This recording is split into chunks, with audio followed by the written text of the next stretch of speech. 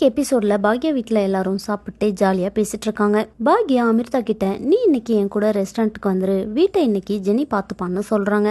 ஜெனியும் நான் பாத்துக்கிறேன்னு சொல்றா. பழனிசாமி ரெஸ்டாரண்ட்டுக்கு வந்து அமிர்தாவோடையும் பாக்யாவோடையும் பேசிட்டு இருக்காரு. செல்வி பாக்யா கிட்ட ரெஸ்டாரண்ட் பக்கத்துல பார் ஓபன் பண்றத பத்தி பழனிசாமி கிட்ட சொல்றாங்க. பாக்யா சொன்னதும் பழனிசாமி அதெல்லாம் ஒன்னும் பயப்படாதீங்க, வரும்போது பாத்துக்கலாம்னு சொல்றாரு.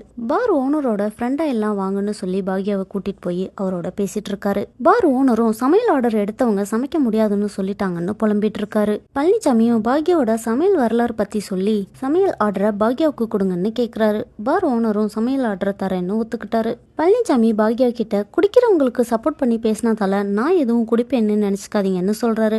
பாக்யாவும் நான் அதெல்லாம் ஒன்னும் நினைக்கலன்னு சொல்றாங்க.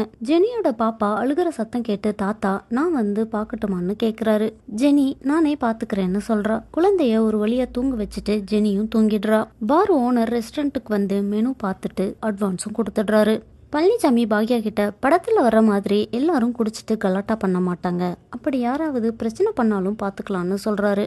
எப்பவுமே ஹெல்ப் பண்ண உங்க கூடவே இருப்பேன்னு சொல்றாரு. பாக்யா போனதும் இப்ப மட்டும் இல்ல வாழ்க்கை ஃபுல்லாவும் உங்க கூடவே துணையா இருப்பேன்னு நினைக்கிறாரு.